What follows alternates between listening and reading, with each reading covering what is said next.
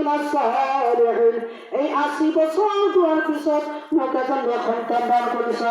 এই সন্তান মই আল্লাহ আপোনাৰ ৰাস্তাত কবুল কৰিম, কুরবানি করে দিম। আল্লাহ রাব্বুল আলামিন যেতিয়া এই হুকুম করব ইব্রাহিম আলাইহিস সালাম করে দোয়ার মাধ্যমে করে আল্লাহ মোর সন্তানক মই কুরবানি করে দিন আপনার রাজি আর খুশির কারণে। হযরত ইব্রাহিম আলাইহিস সালাম লম্বা ঘটনার পর আমার সংক্ষিপ্ত করেছে হাজার বছর পর যাই করে বিবি হাজারা তুমি তোমার সন্তানক সজাই দিয়া ধুয়াই দিয়া নতুন পোশাক পরিধান করে দিয়া তোমার সন্তানক লৈ মই দাওয়াত খাবার কারণে যাম। হযরত হাজারা কয় মই তোর সন্তান যেতিয়া ইসমাইলক মই গা ধুৱাবৰ যাওঁ, যেতিয়া গোসল কৰাব যাওঁ, সেই সময়ত মোক যেন কোনোবা এজন ব্যক্তি আহি কয় এই হাজারা তোমার সন্তানক তুমি গোসল নকৰাবা, তোমাৰ সন্তানক লৈ যাই কুরবানি কৰিব। তেতিয়া হযরত হাজারা কয় মই তেতিয়া কৈছিলো তুমি শয়তান হয়, তুমি ইবলিস হয়, তুমি মালাউন হয়, তোমার কথা মনে শুনিম। মোর স্বামীর একমাত্র সন্তান হল মোর ইসমাইল, মোর সন্তান কেনাতে কুরবানি করব। নাই নাই নাই মই না মানো, তুমি দূর হয়ে যাও মোর ওচৰৰ পৰা। হযরত হাজারার পৰা শয়তান দূর হল। ইতিহাসের কথা দেখা যায় হযরত হাজারার ওচৰত শয়তান প্রথম সত্য কথা কৈছিল। প্রথম কি কৈছিল? সঁচা কথা শয়তান তেতিয়া কৈছিল। যেতিয়া আকৌ ইব্রাহিম আলাইহিস সালাম তেখেতৰ সন্তানক লৈ যাব, মিনা বজাৰলৈ যাব, হযরত ইসমাইল কয় হে বাবা ইসমাইল তুমি না যাবা, তুমি না যাবা, তোমার বাবা তোমাক লৈ যায় মিনা বজাৰত কুরবানি করে দিব। তেতিয়া হযরত ইসমাইল আলাইহিস সালাম 6 বছরের বালক, 6 বছরের বাচ্চাই কয় নাই নাই নাই মই কেতিয়া নামানো, মোর বাপ্পা মোক এনেকুৱা মহব্বত কৰে, মোর আব্বা মোক কেতিয়া মোক কুরবানি কৰিব নোৱাৰে। তুমি শয়তান, তুমি মালাউন, মোর ওচৰৰ পৰা দূৰ হৈ যোৱা, তুমি দূর হয়ে যাওয়া।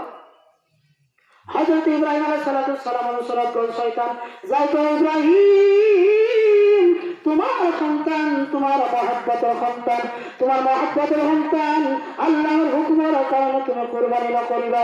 তেতিয়া আমার আল্লাহ রাব্বুল আলামিন যেতিয়া হুকুম করিলে যে আল্লাহ তোমার শয়তানে যেতিয়া করে হে ইব্রাহিম তোমার মহব্বতের সন্তানক তুমি কুরবানি নকরিবা আল্লাহর হুকুমের কারণে। তেতিয়া হযরত ইব্রাহিম আলাইহিস সালাম পাথর উঠাইছিলেন, শয়তানের ওখানে মারিছিলেন, কয় দূর হয়ে যাও, দূর হয়ে যা। আল্লাহ রাব্বুল আলামিন মুখ জেনে কি হুকুম করেছে, আল্লাহর হুকুমের মই শুনি পরিমাণ কিঞ্চিত নড়চড় নকরো। আল্লাহু আকবার, আল্লাহু আকবার, লা ইলাহা আল্লাহু আকবার, আল্লাহু আকবার, লা ইলাহা ইল্লাল্লাহ, আল্লাহু আকবার, আল্লাহু আকবার, ওয়া লিল্লাহিল হামদ, আল্লাহু আকবার, আল্লাহু আকবার, লা ইলাহা ইল্লাল্লাহ। সালাম থাকে। তেতিয়া হযরত ইব্রাহিম আলাইহিস সালাম তেখেতৰ নিজ পুত্র কল বাবা হে বাবা ইসমাইল তুমি হাজু হয়ে যাওয়া, আল্লাহর হুকুম হয়েছে তোমাক কুরবানি করব কারণে। তেতিয়া হযরত ইসমাইল আলাইহিস সালাম কয় হে বাবা যেনেকে আপোনাক আল্লাহ হুকুম করেছে ঠিক সেইভাবে আপনি কুরবানি করিব, মোর কোনো আপত্তি নাই। তেতিয়া বাবা শুনক মোর তিনিটা নসিহত হল।